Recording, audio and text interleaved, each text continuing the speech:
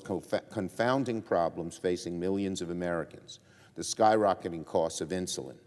Making insulin more affordable is a top priority for Democrats. So right now there are bipartisan talks underway, led by Senators Shaheen and Collins, to cap insulin at $35 a month and make changes to drive the cost down in a comprehensive way.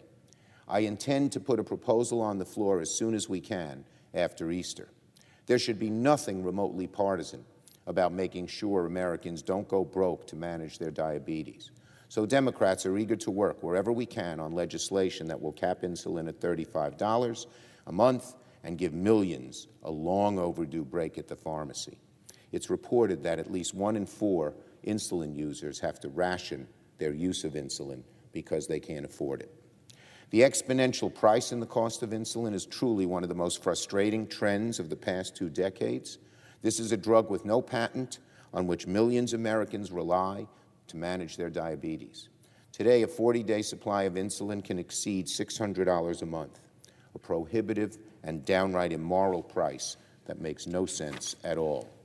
Over the past few weeks, a number of my colleagues, including Senators Warnock, Senator Shaheen, Senator Murray, and Senator Collins, have worked assiduously on proposals for bringing down the price of insulin, bringing it back down, as part of our larger effort to lower costs for American families.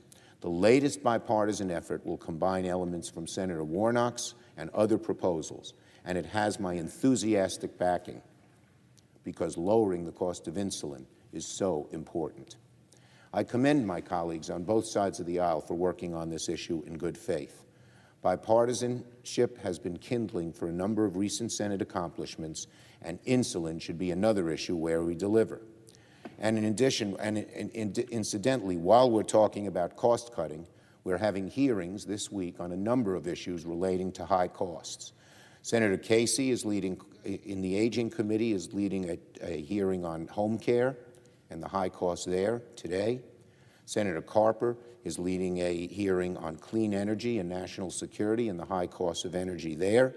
And in agriculture, Senator Stabenow had a hearing yesterday on the costs of rural child care, rural elder care, and health care. On the competition bill, today the Senate will take another step to advance major bipartisan legislation to increase American jobs and lower costs for American families. For over a year, both parties have worked on competitiveness legislation built around 2 goals: create more American jobs and lower costs for American families. In the case of Senator Young and myself, the effort has stretched back many years. The House and Senate passed legislation to achieve these goals separately, so the best way now to send a final product to the President's desk is by entering a conference committee with the House, and we're now working towards that end and jumping through a number of procedural hoops.